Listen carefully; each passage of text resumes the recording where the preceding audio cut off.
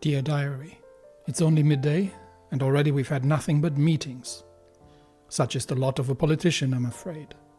But we've managed to sign off the construction work for the L1 railway line, and although it'll end up going over budget, I'm glad that we can finally begin. The sooner this work is completed, the better. I agree with Simon that on its own, it will not be enough to bring the country out of recession, especially in the current security climate, but it's a step in the right direction. I have an appointment with Mr Koronti later today, which I'm not looking forward to. After meeting Mr Tusk, what little hope I had for cooperation has been further diminished. But my resolve is hardened. We will put an end to the rampant graft and corruption plaguing our country, which has been allowed to flourish under my predecessor. We've got some news to read, and then 2 items. The meeting with Koronti and the decisions on the economic relief plan. So that sounds much more pleasurable than potentially meeting Koronti. So I might leave that for dessert and to lighten my mood. But first, the Holsworth Post. Construction begins for high-speed railway. The Swedish State Corporation has been awarded a 2-year contract for an extensive infrastructure project as part of the L1 high-speed railway project in Swordland. In addition to the ground investigation, SSC will be responsible for subgrade, bridge, track laying and providing the design of all civil structures, including ground retaining walls and earthworks for the railway. SSC said it could build the line in faster than the deadline and at much lower cost, according to a letter seen by The Economists. But opposition leader Richter had warned letting SSC build L1 would be extremely questionable. The L1 railway project involves the widening and upgrading of hundreds of kilometers of existing railway between Lachhaven and Holsworth.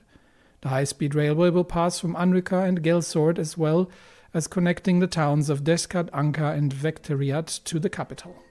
So Richter is not particularly keen on this. I would assume that he has either shares in Taurus or, he just generally, he is someone who would probably generally have preferred the young startup to take on the mega project. But no, we have decided after thorough deliberation to award it to the Swedish State Corporation. That said, I am still hoping and hedging my bets here that we will get to the point of appointing a special commission for dealing with corruption, and that should include the management of the SSC as well, just to make sure that that no state funds are wasted.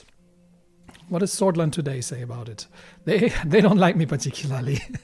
Risky railway project. The government has announced a new mega infrastructure project to help alleviate the symptoms of the recession. When the Minister of Economy announced the launch of one of the most contested construction projects in Swordland, a high-speed railway between Lachhaven and Holsworth, he said, "This line, crossing the most populated areas of Swordland, will ease traffic congestion, boost trade and improve logistics." The contract for the project was given to the old and outdated Swedish State Corporation with the decision of the President. Mega projects such as the construction of ports, transport lines, including railways and motorways and power plants, typically cost billions. They are difficult to manage due to their scale, high levels of complexity, and substantial impact on communities, the environment, and state governments. The decision of such a vital project to be given to SSC should not have been taken so easily, as they lack the knowledge, the culture, and the resources to complete such a big task.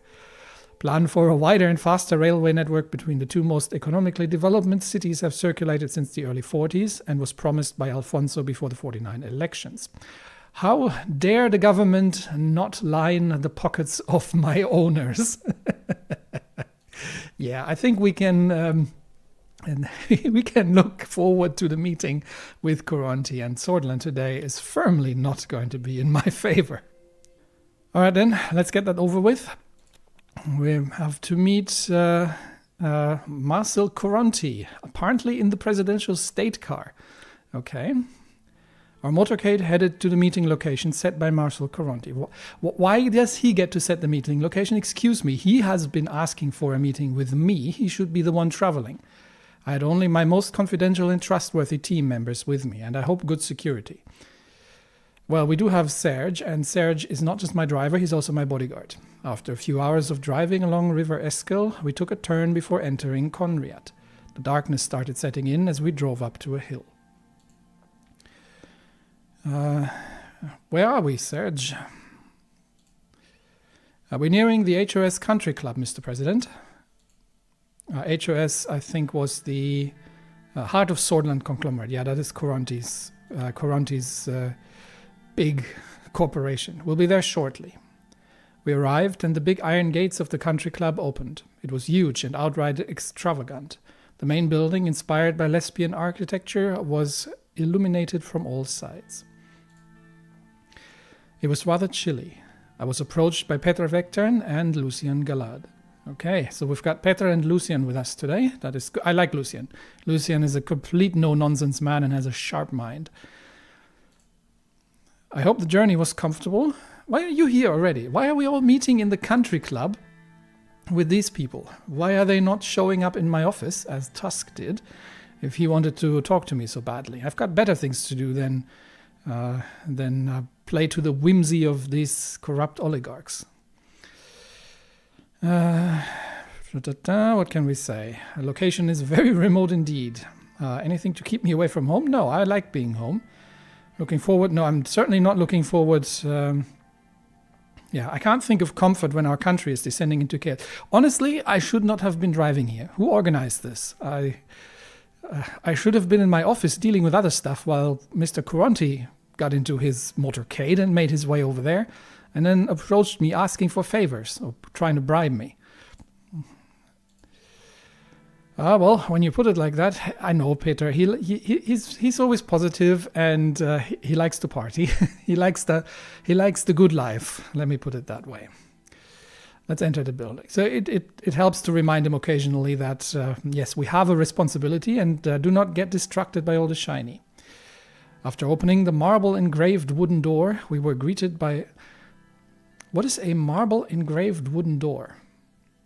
Sorry, that's a tangent, but I'm just trying to think of that. So it's a wooden door, and it has what, like a slab of marble on it? Marble is relatively heavy, so that must be a massive door. And then that marble there's like a relief or something on the door. It's a very interesting way of putting it. Anyway, we were greeted by two tall women. The receptionists led us to the meeting room upstairs. Marcel was standing by the window looking outside at the beautiful complex. He turned around to have a quick look at us both. Yeah, and I'm showing up here in my in my very mundane attire. I mean, at least Peter and Lucien are wearing suits, but I'm showing up in my workman's attire here. The best he gets out of me is a shirt. He was a strikingly handsome man with a well-groomed hair. He walked towards me with his hand reached out for a handshake. It doesn't pay to be rude. Again, I'm assuming that we're playing the game, but now we have Peter and Lucien with us as well, so at least I'm not on my own. He clearly, I would assume, after what Tusk has been dropping, that he will be looking for favors. And clearly he will have already been told by Tusk that the attempt at bribing me hasn't worked. So it'll be interesting to see. It'll be interesting to see what his game plan is, and what he might be a lot more cautious and a lot more underhanded. Especially that is three of us, and doing the bribe this openly is not going to happen. So if we're going to be rude and effectively putting him off straight away, I mean. They know where I think they're having a decent idea at this point where they're standing. And I'm still not entirely certain about my secretary. I did have... She did have a uncanny sense of what was going on there. And obviously she had been talking to the other girls and told me about what went on down under Alfonso. And I did get the impression that she wasn't in favor of corruption. But... the whole thing with Mr. Tusk was still all too convenient for me. So I'm still not entirely certain where her loyalties lie. And so I'm certain he knows where I'm standing at this point, and we'll see what his plan is. But it doesn't pay to be rude and to needlessly antagonize him. But at the same time, we're also not going to give. So for now, basic politeness, we'll reach out for a handshake. It is such a pleasure to meet you in person, Mr. Koronti. Lucian, you are very diplomatic about this. I appreciate your efforts to reach out and establish a mutually beneficial friendship. Friendship, I think, is a very strong word, Lucian. That is an interesting phrasing. Now, again, I think the person I probably trust most around here is probably Peter, but I do trust Lucian so far. He's been very much he's been very sharp, and he's been doing all the right things. That said, I am very careful in what people are saying and reading between lines. So a friendship is not a term I would have personally used. I would have used something like cooperation, collaboration, even partnership would have gone too far to me. Coexistence would have been a bit rude. But friendship, I feel, is not quite appropriate. We'll see what comes.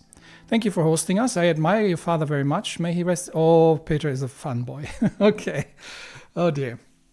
So I've got Peter, who's clearly looking at the wealth and thinking, hang on a minute. Why is there so much wealth here and so little of it in my personal environment? That's not why we became president, Peter, and your vice. And Lucian, I'm going to chalk this off to diplomacy by now. But yeah, Peter might be. I might have to be a little careful not to completely throw him off as well, because if he's a big admirer, then we are certainly going to have to be diplomatic about the whole thing. Because he is my vice president, after all, and my best friend. Welcome. Your kind words have touched me, Mr. Vice President. He was indeed a great man. He died relatively recently. At the very least we can give is condolences, because no matter what where our interests lie, and no matter what I'm thinking of him, that is just common decency.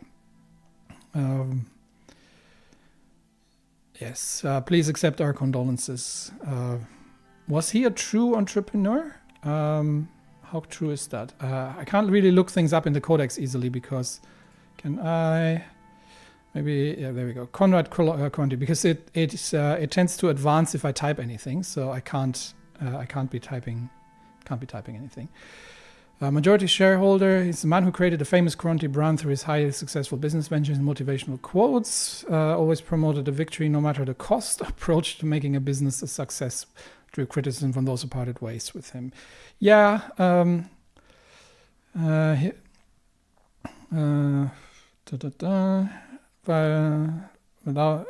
mean, I put this sort of towards him, that he raised his children without excessive wealth and privilege.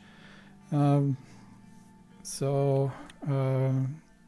yeah, please do accept our condolences. We are saddened. He would have been very happy to hear this from you, Mr. President. It's time to look forward. Let's talk about our bright future. Okay. There's much to discuss. Actually, no. You want something from me, and you want to find out if what I'm assuming. Let's go into the game. What I'm assuming that he wants is to find out if Tusk was just boorish in his approach, or if I'm truly looking to potentially implement planned economy. What's the impact on his things? How far can he go with favors and bribes? And what are my economic plans going forward effectively? Or, that's, I think, what he's going to try to find out. But he will have to be a lot more diplomatic about it, because I think the base assumption that he will have to make is that Tusk was too direct with putting a check on the table, and he will have to be more indirect. That said, there is much to discuss, but I am not entirely certain there is much to discuss with you personally. So let's have a seat. Actually, that's not my part to say, because he is the host. I heard about your meteoric rise in HOS. Yeah, let's be friendly. I'm flattered. You truly are going to be the best. Okay. No, come on. I expected a bit more from you, finesse, all right? You don't lay it on that thick, straight off the bat. I say this because you have gone against the odds and survived. Okay, fair enough. I respect that more than anything. Well, I think we can work with respect, but we will see what you're truly after. It seems we had similar... Politics is a ladder. The higher you climb, the more chaos is around you. I wouldn't say that. I don't think that is particularly... It's just that the problems are bigger the higher you climb. It seems we had similar experiences. Did he go against the odds? I'm just going to thank you. There we go. He gently pointed at the seats. We sat down around a gigantic table. Before speaking, he knocked on wood. And the past months have been tumultuous, to say the least. I'm glad you and your family were unharmed at the shooting. Thank you. So we're still on pleasantries, and we're still establishing a baseline of tone for the conversation. The whole incident must have been a shock for the kids. They aren't used to what we lived through back in the late 20s. I still remember when my father took us out of the country when it became too dangerous in Conriad. Yeah, I was on the front lines. Fighting in the streets with the Red Youth. So, yeah, I certainly know. And it must have been terrifying for you having to leave behind your silver spoons. They were startled, but the important thing is they are safe and sound. Okay, I don't want to be rude. There's really no need for that. Again, we are establishing a baseline of where the conversation is going, and the baseline is going to be we are both powerful men, and we're both influential, and we have opposing interests, and we know that. But that doesn't mean that we have to go at each other like cavemen. So basic politeness is a given in these kind of circles, and it would make me, in his eyes, a lesser opponent. Let me put it that way. I'd rather he be afraid of me somewhat, than he would think of me as some basic thug. Now, both of them have their merits, but I prefer to go this way. Of course, this is all that matters. No family should suffer from tragedy ever again. We've had enough of that. Okay. Well, I am known to be a straightforward person, so let me get to the point without wasting your valuable time. I do actually appreciate that. You see, it's helping to establish a good baseline, because then we don't have to descend into unpleasantries. We're not barbarians after all. It was during the Alfonso campaign when I was struck by what you managed to do within the party. I believe that when I see it. His eyes traveled towards one of the paintings on his wall. No, there's no need to be rude. I am not going to be looking at Lucian, because that would be deferential. It would be a show of weakness, that I am not sure of myself, and that I might feel like I don't know who I'm dealing with. So I can ignore him looking at the paintings, or I can follow his eyes and look at the paintings. I'm going to look at the painting. Let's see what he wants to talk about. The famous piece depicts a giant sleeping beneath a village. The trees, rivers, and hills were all part of the giant's body. Okay. Its eyes were two caves looking up at the people. It showed daylight on the far left and nighttime on the far right. The giant seemed to be watching the village. It was totally unbeknownst to the villagers. Okay, symbolism. He's pointing his finger at me. You said we will transform this nation, Mr. Rayne. My conglomerate has a way of doing things, and I don't want them to change. Okay, straight to the point. I'm looking at the symbolism of the sleeping giant. Could go both ways. He could be thinking of He could be thinking of the sleeping giant as being sort of the country that supports everything, but is currently asleep, as in it's not working to its full potential, and it needs to be woken up. Or he would see it, he could have meant it as a threat, because the world is effectively from day to night, rivers, trees, and hills, all parts of the giant's body. So if the giant ever wakes up, it'll be the end of the world. So this would be a combined with what he just said, I would more lean towards interpreting it as a threat, along the lines of "don't mess with me, or I'm going to mess you up, such that your world will end." And this actually, okay, this puts a very different light on what he said.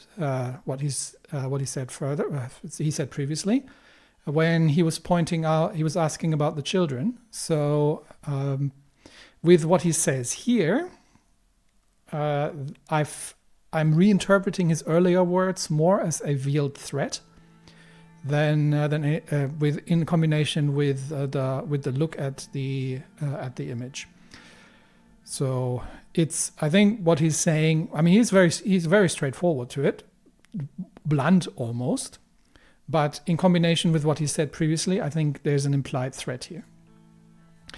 So I want to cooperate with. No, you don't want to cooperate with me. You want me not to get in the way of your business dealings. Okay, so I go challenging him on that, saying, what do you mean by cooperate? Because cooperation generally involves the good of both sides. And right now I'm at the position that you were just threatening me, and not just me, but also my family. So that said, he doesn't want things to change. And I think that is not something that he's going to have. Now, do I have to tell him about it? Because his conglomerate, obviously, there might be critical state interests in there that have been, let's say, unreasonably privatized previously, that we would have to find a solution to renationalize these. Now, I agree that I would prefer to do that with his cooperation than against his cooperation. He also, what he said earlier as well, when he said that during the Civil War time, that he left the country. That can also be interpreted as an implied threat. If you don't allow me to steal, pilfer, and pillage as I'm used to, I might take my business elsewhere. So it could also be interpreted as that. I'm feeling that he's definitely opening up with an attack move here, and trying to position himself as the more powerful one. So I could say that the intent is mutual, which okay, let's see what we can. I could just ask him, like, what do you mean by cooperate? I could show interest. Okay, I'm interested. Please explain more. I could just say, okay, keep going. Let's see what you got. Or I could say that the intent is mutual. Now, if I'm saying that the intent is mutual, that could be interpreted by him in two ways.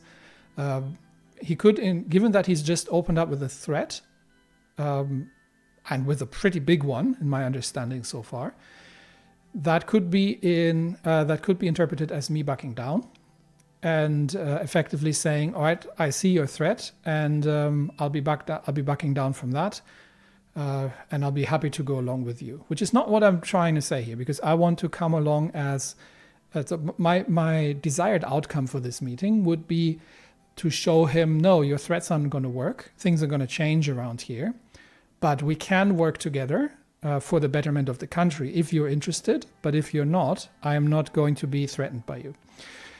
So I think the keep going is the most neutral way of going ahead. So let's keep him in the dark. You might have the people's support now. Oh, okay. So, okay, he's piling on a threat. You might have the people's support now, Mr. President, but what happens when you make mistakes? Not if you make mistakes, when you make mistakes. So what he's basically saying is, you might have.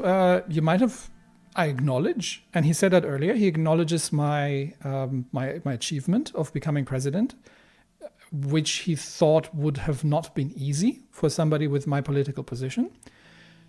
But he's effectively saying this is temporary and you will make mistakes and it will destroy you. So he is very, very, very openly threatening me at this point. Everybody makes mistakes. Yeah. He's trying to relativize it. He's just trying to dress his threat a little bit more prettily. And Peter picked up on that as well. In his... Oh, come on, Peter. We're better than this. What is that supposed to mean? So Peter has picked up on the threat. Surprised, actually. I think his idolatry might be losing a little bit of its shine around here now that he gets to meet the people in person. So, we could have handled that a little better, but, well, we can play multiple roles. If he sees Peter as the sort of more of the henchman type, then that helps me putting myself more into the light of the bigger threat behind everything. It's easy to underestimate Peter, I think, because he's like open, honest, direct, happy-go-lucky, but I'm feeling that underneath he certainly has quite some skills. So, well, let's see. I'll play along with the good cop, bad cop routine. Let's see where this is going. Let's hear his point, Vice President. Thanks, Lucian. So, okay, so Peter plays the sort of the more manual, less refined man. Lucian plays the neutral role, the mediator, and I am the one who makes the decisions in the background, and I need to be as intransparent as possible. Being a president in this country means having many enemies that would resort to anything to bring you down. Another direct threat. He's clearly once again threatening me now physically, because he's referring to the assassination of Circus, and he is, in the same vein, also directly physically threatening my family. So he is going pretty far. So he's doubling down definitely on the threats. Let's say these enemies caused a scandal or leaked sensitive information from the administration. Okay. Now here comes the hook. So he's effectively going to...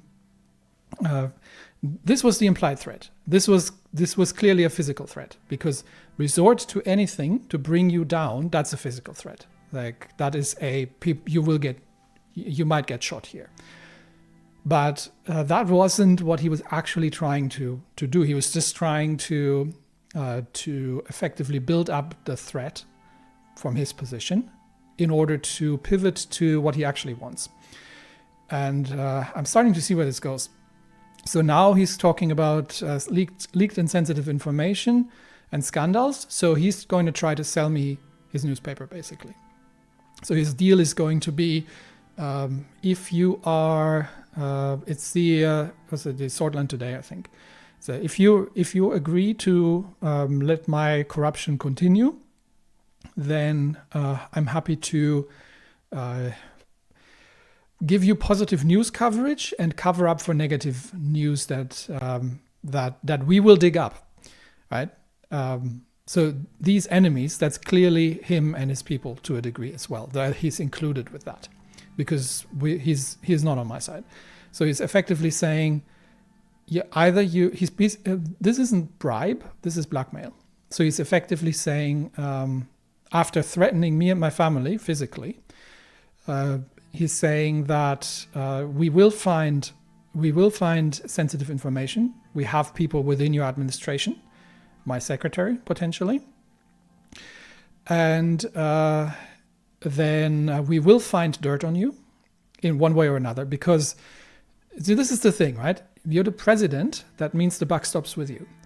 That also means that if the people you're responsible for are messing up, then this will eventually fall back to me as well.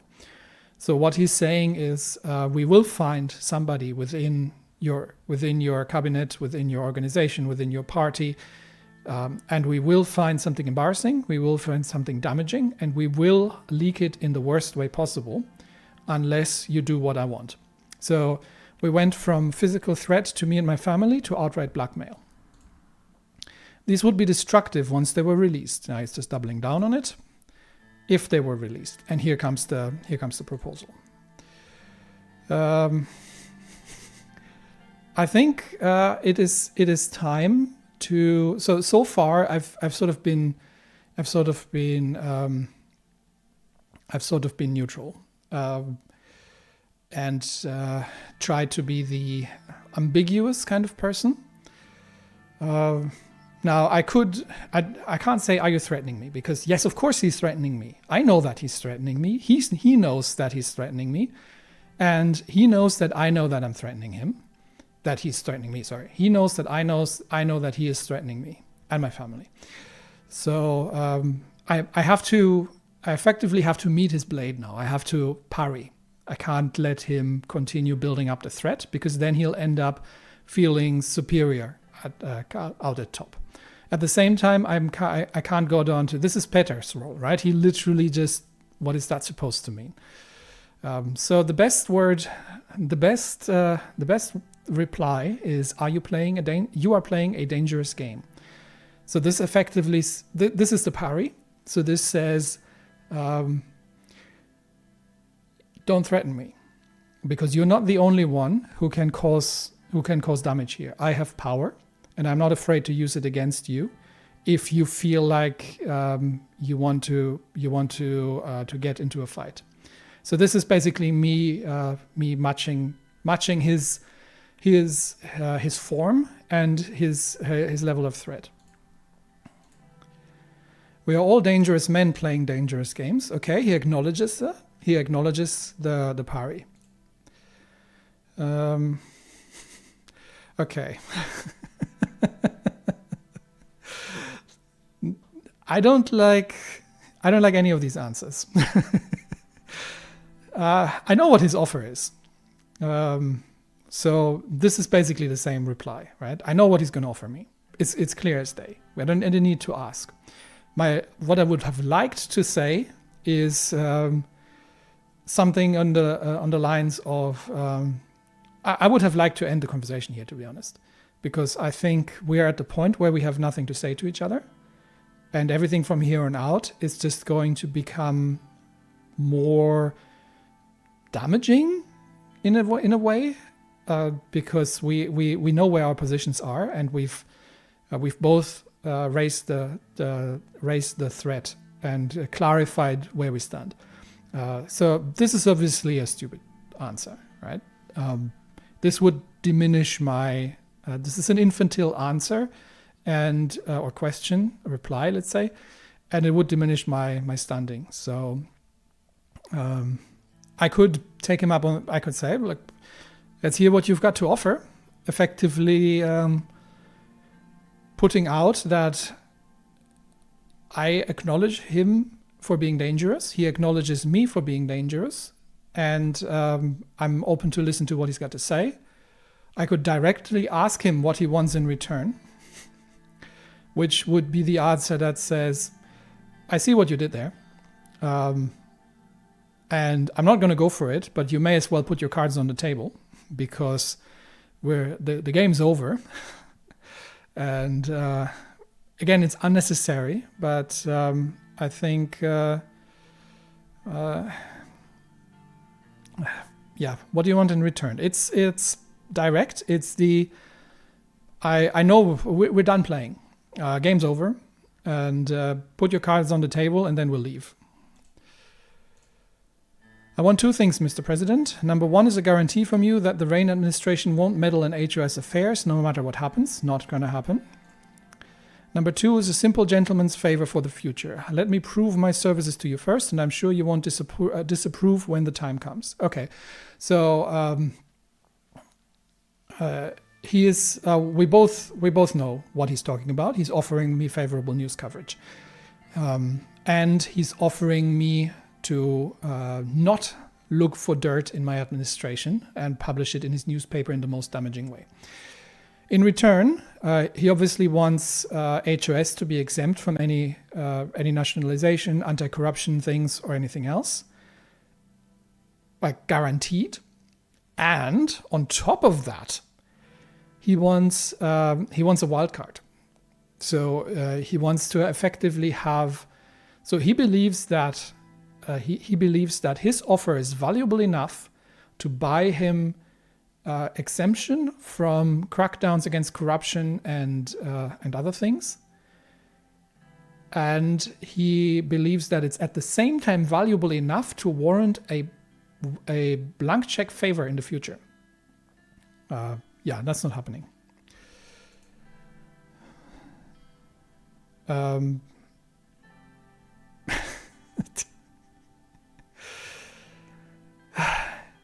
I want to end this. I don't want any of these answers. It's far too risky for me. Would mean I'm interested, but the cost is the price is too high. This is just generally I'm interested, or this is I'm interested, but I don't understand what I'm doing, and I don't understand you as a person, and I'm weak. Help somebody coddle me because I don't know if I can trust. Where's my number 4? Thank you, but no thank you. I believe we have said everything that we need to say, and I wish you all the best in your future endeavors. And then we'll leave. Okay. It's an interesting proposal. Not just interesting, but necessary. You surely know that this is a win-win situation. The media will be on your side, strengthening your position. It will also protect my business operations throughout the changes this country will see.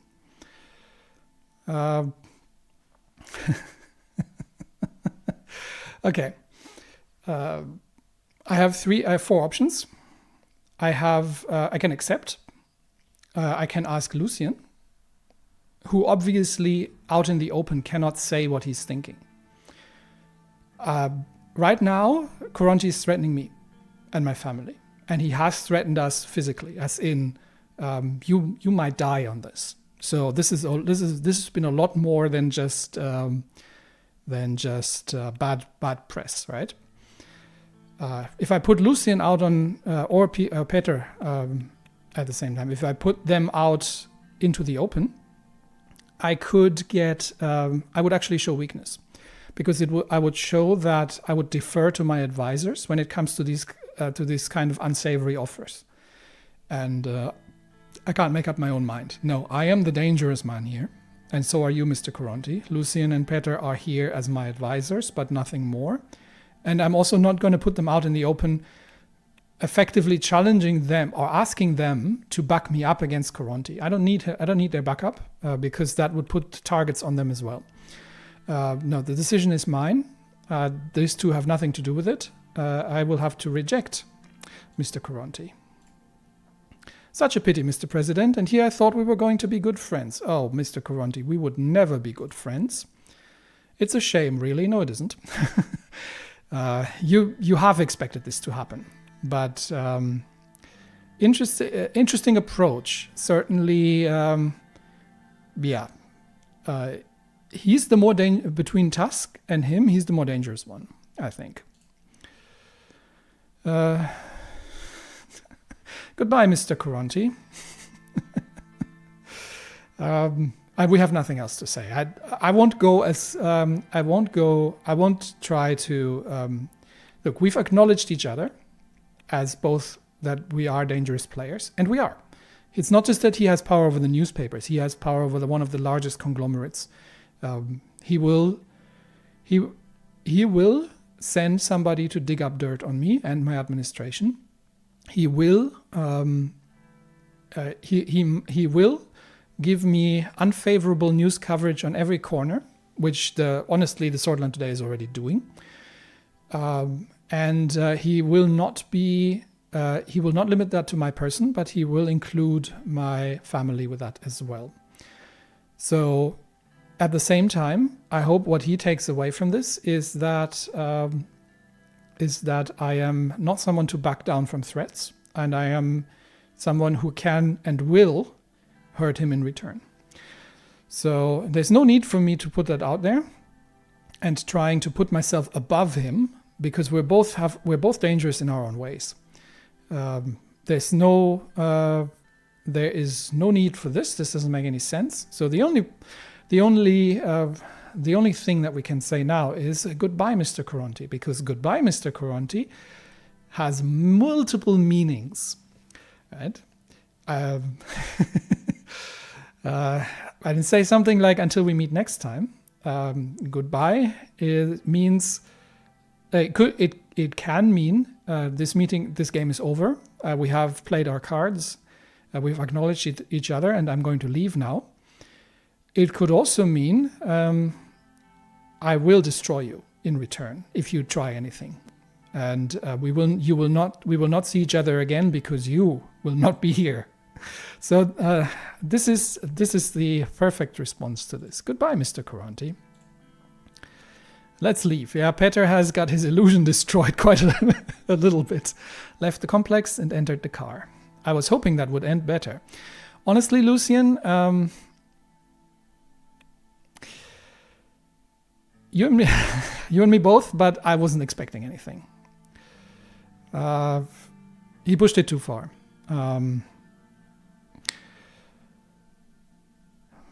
It was your idea. Well, he has set up the whole thing. But yeah, I'm not going to be petty. I'm just going to agree with him.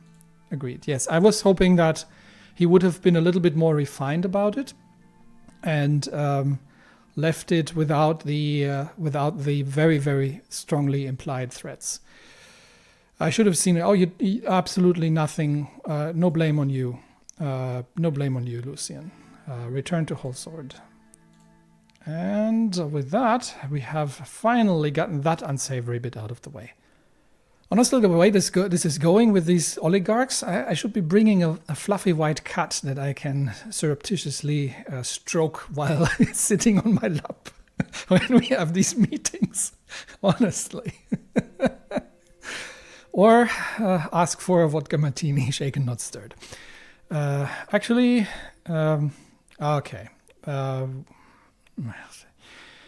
Keebener demands emergency to be called. So we're going to deal with Keebener as well now. No, I'm doing the economic relief plan, and we'll deal with Keebener next episode, because I'm really not in the mood for this guy. Although this might actually end I might have to read that first. This might end the turn. So I don't know if anything comes up directly, and then I don't have a chance to read the report anymore. Okay, we read the report and then we do the relief plan. The leader of the NFP, Kesaro Keebener, has demanded an emergency be called to address the increasing political violence in the country. He stated that without a declaration of emergency, Swordland would be destabilized and the integrity of the country would be damaged even further. He wants martial law, basically, because that is his political direction. So he wants effectively... that would open many roads for him. So if we declare martial law, he can... Now he's backed it, so that would effectively, if we give in to his demands, that would effectively force us to use force against the left, because what he can do is, once we've declared martial law, he can call off his people, the young swords, and play the victim card, and effectively get his political opposition neutralized by the government. And then afterwards claim that this is why, he gains standing by making me do this. The other avenue he has is to increase, depending on how far he wants to go. The other avenue that he has is to send agitators. So if you get the government clashing, like police force or if it's a state of emergency, then we might even see the military being called in. So what he would do, or what he could do in this scenario, is to mix armed people into peaceful protests, especially on his political opposition, but potentially also on his own side, and open fire at the military, for example, or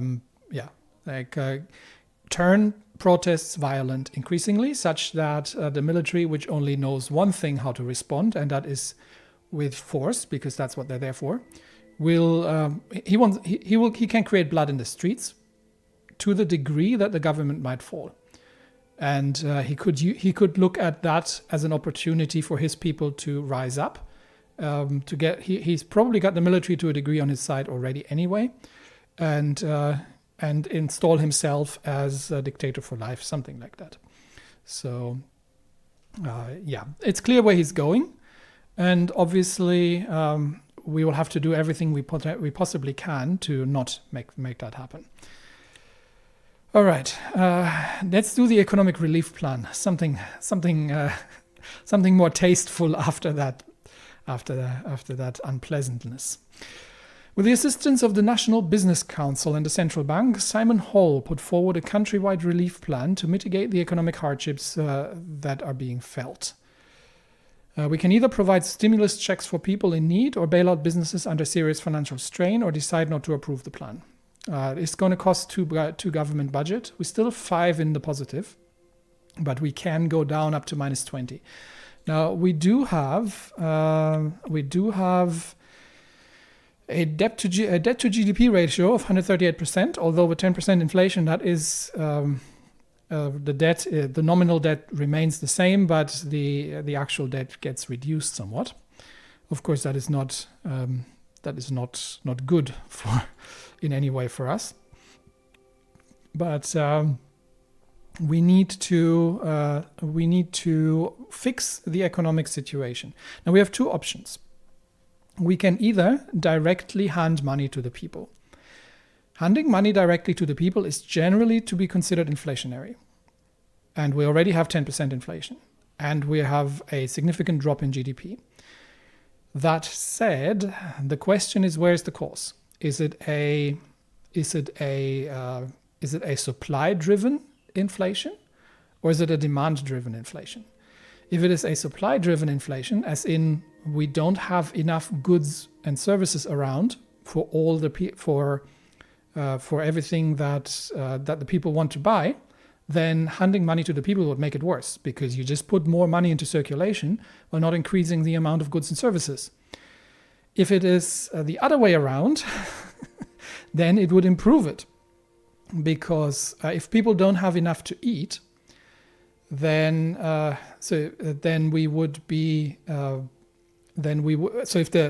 the inflation is driven by just money printing, the people don't have enough to eat, and they are not spending money on discretionary items, then that affects the economy badly. Given that we had a shrinking GDP, I'm tending to believe that it is an impoverishment problem. So a couple of reasons for that. We had the rampant graft and corruption. We had the privatization, which has drawn immeasurable wealth into the hands of the few who have taken over former state businesses, and we have to a degree, I believe, also an energy crisis, and we have rampant poverty in at least half the country. So at least for the domestic economy, it is more likely that we will need to hand money to the people in order for that to get better. Does it give? No, it doesn't give me any hints. So I could do nothing and save the money, which isn't helpful, because we need to deal with the root causes. The other thing, obviously, stimulus checks are populist, so we would be able to, on top of increasing demand, which would then have the flow-on impact on, which might be inflationary, depending on where exactly the inflation comes from, but increasing demand if the inflation isn't demand driven, then that would be actually helpful for everyone. It would make the people happier and less likely to go out and protest, hopefully, because people who are not in employ and who don't have an income tend to relieve their frustration in other ways. That's also where the downside of this is, because the stimulus checks are one-offs, right? So we're effectively pumping up demand as a one-off with the hopes that this flows back into unemployment, and that's where the other problem is, because we have a 16% unemployment. Now, I think we discovered last episode that we actually have an aging population with a relatively small share of young people.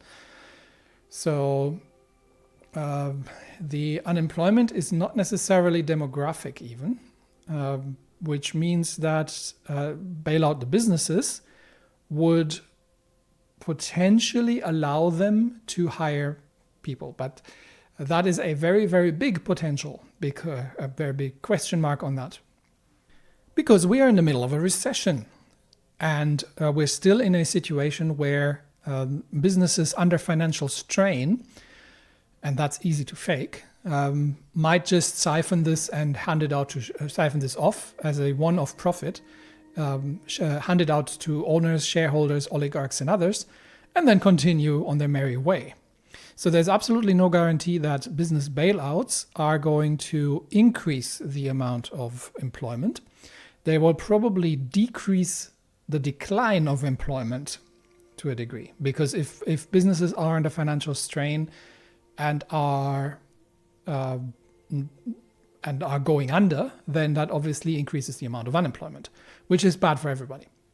But I'm leaning more towards the supply side at this point, and more towards the demand side at this point. That's just purely from the economic perspective. From a political perspective and a personal belief perspective, we're obviously going to provide stimulus checks for the people in need. So yeah, we've already done the mega project that was more on the business side. No, we're going to go with direct handouts and trying to kickstart the economy out of the recession. That costs as much as the whole mega project in terms of government budget. Yeah, these things aren't cheap, but it helps out those most in need for starts. It might get demand up somewhat, at least temporarily. And that in return helps businesses that are under financial strain, because if the problem is lack of demand, then giving them money doesn't help, because the lack of demand isn't going to come back. So neither of these is long-term, but both of them are interventionist. Both of them are, this is potentially inflationary, but I don't think so, because I have a feeling that it's the other way. And also it's politically aligned, and it's all aligned with Anton's personal beliefs. So we will provide stimulus checks for people in need. That is going to be pricey, but we're down to 3 government budget. But for now, hopefully that also helps calming down the whole situation a little bit. Economy is still unstable, but we've got the project underway. We've still got the security situation to deal with. And I hope I can meet up with, and we've got the whole corruption problem to deal with. But for now, I think we are on the right track. We have made many enemies. I mean, after both Tusk and Koronti have been threatening me, Koronti actually more directly and more viciously, I have made 2 very powerful enemies. And we will see how that is going to end up. But definitely have to have my head on a swivel here, and also we'll have to deal with corruption and make sure that our government is as clean as possible. Because if one thing's guaranteed, and it's that Swordaland today is going to start a much increased snooping campaign, trying to dig up anything that they can reframe as political scandals, trying to bring down my government. And might even go as far as supporting, in this climate of political violence, supporting angry men or very well-paid men in showing me who's boss. So we're dealing with somewhat of a mafia-style situation here to a degree as well.